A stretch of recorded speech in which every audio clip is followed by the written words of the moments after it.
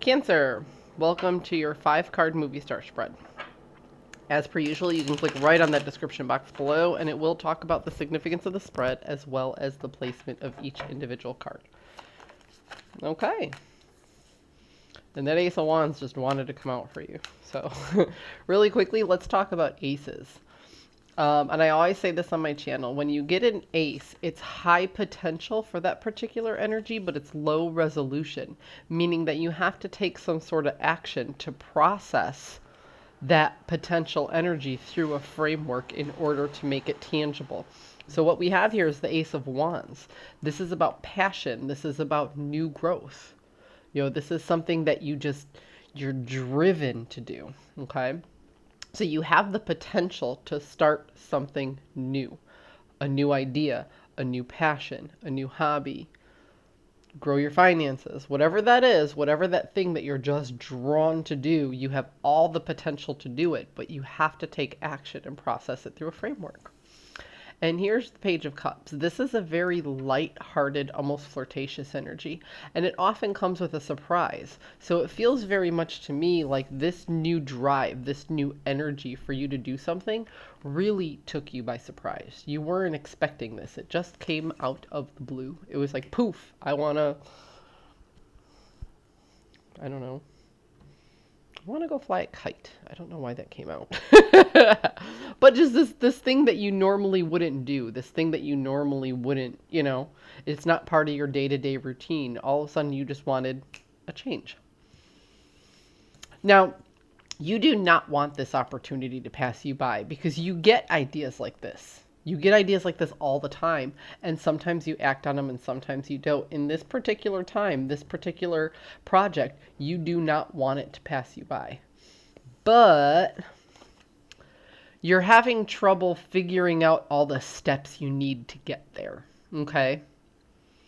So you're wondering if you have the right resources. You're wondering if it's how. It's like you're missing the recipe.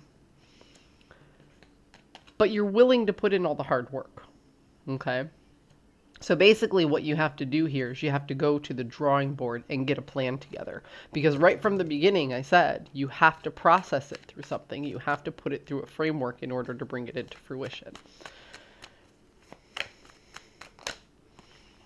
Okay, well, that came out. Yeah, see, you're having trouble moving forward and you're having trouble actually birthing this idea. It's like the idea is stuck in your head, and because you're lacking the know-how, because you don't have the right recipe to get it through, you really can't move forward and bring something into fruition. You feel like you can't create it because you don't have the right knowledge. Maybe you don't have the time to do the research to figure out what it is that you want to do.